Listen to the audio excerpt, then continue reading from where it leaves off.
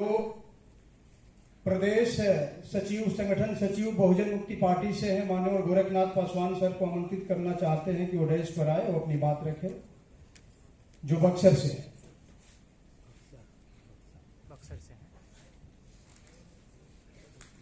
थोड़ा वीडियो सुनिए ना, वैसे वीडियो अभी पकड़ लीजिए, इसमें भेजने में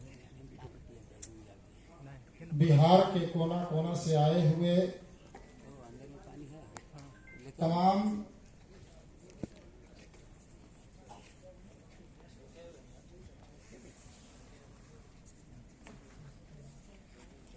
तमाम साथियों को जय मूल्यवासी। आज बड़ी खुशी की बात है कि राजगीर के धरती पर तथागत गौतम बुद्ध के संदर्भ में ऐतिहासिक पृष्ठभूमि को हम लोग सुनने और समझने के लिए यहाँ पर उपस्थित हुए हैं। जैसा कि पूर्व वक्ताओं के द्वारा हम लोगों ने सुनी कि कुछ विभिन्न बिंदुओं पर बात हुई, इसमें विषय रखा हुआ है। पहला विषय है कि बौद्धों के बौद्ध स्थलों पर कब्जा करने का मकसद मूल बौद्धों को वैदिक धर्म के अधीन लाकर गुलाम बनाना। सन 1895 को ब्रिटिश सरकार ने दिए गए ऐतिहासिक फैसला। दूसरा का विषय है चाणक्य पैदा ही नहीं हुआ था तो ब्राह्मण इतिहासकारों ने उसका संबंध मौर्य घराने के साथ क्यों जोड़ा। तीसरा विषय है आरएसएस भाजपा के द्वारा प्रियदर्शी सम्राट अशोक तथा राष्ट्र के प्रतीक का अपमान करना यह राष्ट्रद्रोह है। महाबोधि महाविहार टेम्पल एक्ट 1949 को रद्द किए बगैर महाबोधि महाविहार ब्राह्मणों के कब्जे से हट नहीं सकता। और पांचवा और अंतिम विषय है मद्रास हाईकोर्ट के फैसले से यही सिद्ध होता है कि जो जो प्रसिद्ध मंदिर है उसके अंदर बुद्ध विहार ही थे। एक चर्चा। साथियों, विषय बहुत गंभीर है। 5 विषय हैं, 5 विषय पर हम नहीं बोल सकते हैं। हमारे अध्यक्षता करने वाले आदरणीय गौतम बरसोड़ी जी इस पर विस्तार से बात रखेंगे। मैं कोशिश करूंगा कि थोड़े थोड़े पर टच करने का प्रयास करूंगा। बौद्ध स्तर पर कब्जा करने का मकसद मूल बौद्धों के वैदिक धर्म के अधीन लाकर गुलाम बनाना है। साथियों, हम लोग देखते हैं कि एक चादर बिछा दिया जाता है लाल रंग का और उसके ऊपर अगर नीला रंग का चादर बिछा दिया जाता है तो लाल रंग का चादर जो है वह दिखाई नहीं देता है, केवल नीला दिखाई देता है। सच्चाई यह है कि यह जो भारत देश है यह बुद्ध की धरती है, सम्राट अशोक का धरती है। हम अपने इतिहास को हम नहीं जानते हैं, नहीं हमको बताया गया, ना शिक्षा के माध्यम से, ना स्कूल के माध्यम से, ना कॉलेज के माध्यम से, ना ही सामाजिक जागृति की वजह से, ना धार्मिक जन जागरण के माध्यम से। इसलिए हम अपने इतिहास से कोसों दूर खड़े रहे। मैं धन्यवाद देता हूं माननीय वामन नसराम साहब कि आज के वर्तमान परिस्थिति में, वर्तमान समय में वो डॉक्टर बाबा साहब अम्बेडकर के दूसरा रूप आए हुए हैं। उनको हम लोग को समझना चाहिए। वो देखने में साधारण दिखते हैं और एक से योद्धा खड़ा कर दिए हैं जो जिस क्षेत्र में चाहे वो हर तरह से ऐतिहासिक पृष्ठभूमि को सबूत के साथ भारत के कोना कोना में जगा रहे हैं। उसी का हिस्सा आज राजगीर में ही है। हमारे बक्सर जिला में एक ब्रह्मेश्वर मंदिर है। हम जब 2000 में करीब गए थे तो वहां देखे कि गौतम का बुद्ध का वहां पर स्टैचू लगा हुआ है। ठीक करीब 1875 के दशक में। समय इधर उधर हो सकता है। और उन्होंने नारा दिया कि वेदों की ओर लौटो। आप आएंगे कहाँ? वेद की अगर हम लौटते हैं तो हम ब्राह्मण के ब्राह्मणीकरण के जाल में फंस जाते हैं। आज भी जब हम उस समय 1875 से लेकर 2022 चल रहा है, आज भी ये परम जो सिलसिला है वेदों का वो काम चल रहा है। रामायण के रूप में, महाभारत के रूप में, क्या हुआ?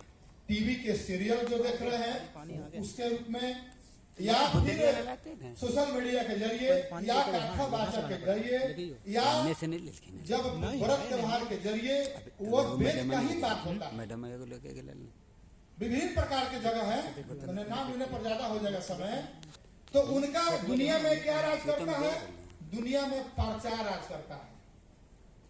दुनिया में राज करता है प्रचार।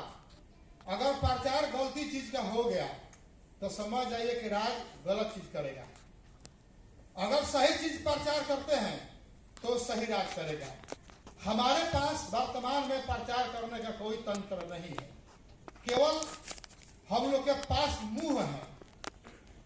हम लोग के पास मुंह है जिसको भोकल मीडिया कहा जाता है, क्योंकि चारों मीडिया पर अभी कब्जा है उन्हीं लोग का, ब्राह्मण लोग का। चाहे वो इलेक्ट्रॉनिक मीडिया हो, चाहे प्रिंट मीडिया हो, चाहे आपका ट्रेडिशनल मीडिया हो, चाहे भोकल मीडिया हो। क्योंकि भाषा का मान्यता अभी हम लोग को नहीं मिला है। आपके गांव में शादी होता है तो पहले पंडित जी का कथा माइक में होता है, क्योंकि उनकी भाषा का मान्यता नहीं मिला। ध्यान रखिएगा, आप भले पीएचडी किए हुए हैं, आपको जुबान वहां पर ताला लगा हुआ है। ताला लगने का एहसास हमारे पीएचडी समाज के लोगों को न हो, ये अलग की बात है, मगर सच्चाई है कि जुबान पर ताला लगा रहता है। तो जो बोलता है, जिसकी बोली सुनी जाती है, उसी का प्रभाव मनोमस्तिष्क में पड़ता है और वैसा ही विवेक का उसका कार्य होता है। तो ये क्या होता है? वेदों की ओर लौटो। क्या हुआ यहाँ पर विषय में कि बुद्ध जो धम है, बुद्ध धम के मतलब क्या होता है? विचार, मार्ग। हमको कौन मार्ग पकड़ना है? नैतिकता। यहाँ पर बुद्ध को काउंटर करने के लिए वेद को रखा गया है। और वेद संबंध कैसे खड़ा है? तो समानता असमानता पर खड़ा है। जहां पर भेद है वह कोई भेद नहीं है जहां पे भेद नहीं है। इसको भेद से फायदा किसको होता है? केवल एक वर्ग होता है, सिर्फ ब्राह्मण को होता है, बाकी को घाटा होता है। माने कहने का मतलब है कि जो वर्ण व्यवस्था बनाया गया है, ब्राह्मण, क्षत्रिय, वैश्य, शूद्र, हम अनुसूचित जाति से गोरख पासवान आते हैं, हम तो उस वर्ण व्यवस्था में अनुसूचित जाति नहीं है। एससी एसटी जो लोग हैं वो वर्ण व्यवस्था में शामिल ही नहीं है, वो तो बेस्ट मटेरियल है।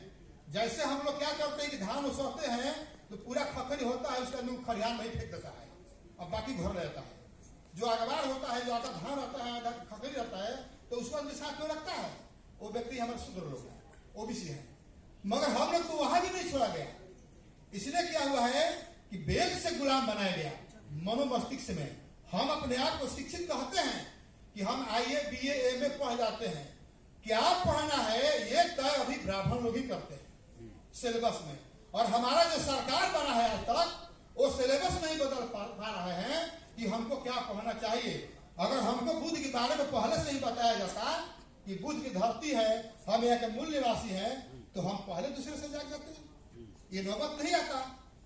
भारत में धार्मिक क्रांति के ये रूप में हम लोग चल रहे हैं, जिसका मतलब यह है कि हम लोग समझना है। हमारे साथी बतलाए कि हम लोग हिंदू नहीं है। यही सही बात है कि हिंदू लोग कहते हैं कि नास्तिक नहीं है, हमारे साथ बताए कि नास्तिक लोग कहते हैं। माने आप माइनस मत सोचिए, जो दोषी है वही आपको दोष लगा रहा है।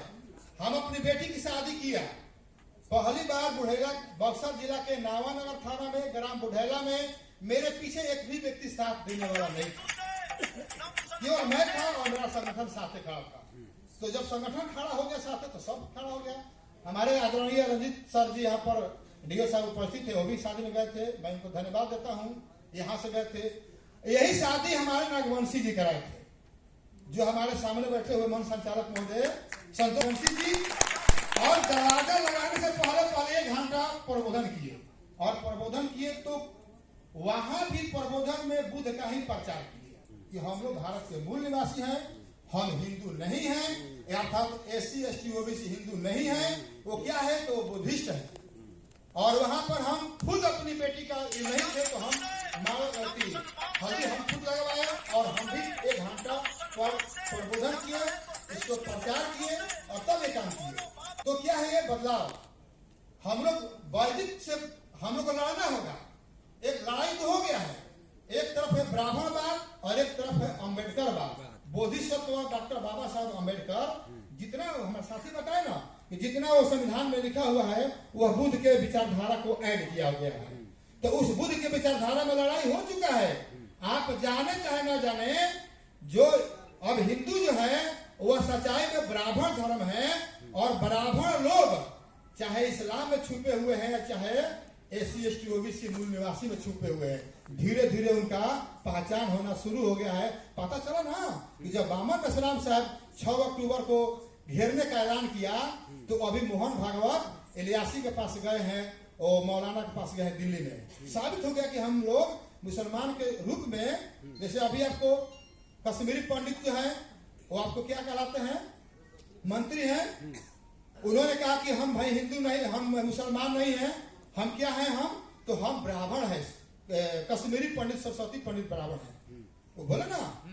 तो ये क्या है कि धीरे धीरे जो है हमारी जो पहचान है ये असर कर रहा है।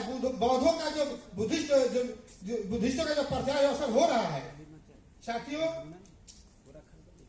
अब हम संक्षिप्त समाप्त करते हैं। दूसरी बात है सर कि RSS भाजपा के द्वारा अशोक सम्राट का प्रतीक का अपमान किया। अभी जो है नया संसद बना हुआ है, नया संसद में जो हमारा शेर है वो एकदम शांत मुद्रा में बैठा हुआ है। नरेंद्र मोदी हमारे ही आदमी है, वो शेर को विकराल मुद्रा में दिखा रहे हैं। आगोश में जो होता है, आगोश में शेर ना, जो आगोश में दिखाया गया है, विकराल दिखाया गया है, तो क्या है, हमारे प्रियदर्शी का अपमान है, इसे हम बर्दाश्त नहीं करेंगे। साथियों, कुल मिलाकर यही कहना है कि आप बुद्धिस्ट हैं, कौन शिकायत करता है और कौन बड़ाई करता है, पीछे मत देखिए, पीछे मत देखिए। जिस प्रकार महाभारत में अर्जुन ने मछली के और आंख देखा, निशाना बनाया का, उसी प्रकार हम अपना बौद्ध का निशाना बने, हम बुद्धिस्ट को आगे बढ़ाएं, हम बुद्ध के विचारों को आगे बढ़ाएं। कौन क्या कहता है, कौन नहीं करता है, हम लोग तर्क डेवलप करें, तर्क डेवलप करेंगे, बोलने की हम जुबान खोले। बाबा साहब अम्बेडकर ने कहा कि जो कौम आवाज नहीं उठाता है वो समाज गुम हो जाता है, और गुम समाज गुलाम होता है।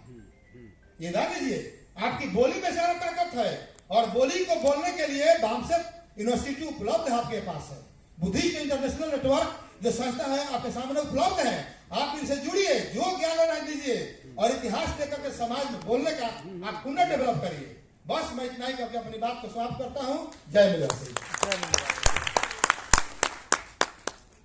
के घरों में रामायण महाभारत गीता लाल एक रंगा कपड़े में बांधकर जो तख्ते या दरखा पर रखते हैं, ठीक उसी प्रकार ब्राह्मण धर्म के ऊपर से हिंदू नाम का चादर ब्राह्मण ढक दिया है, और देखने में प्रचार प्रसार में हिंदू शब्द का उपयोग प्रयोग करता है।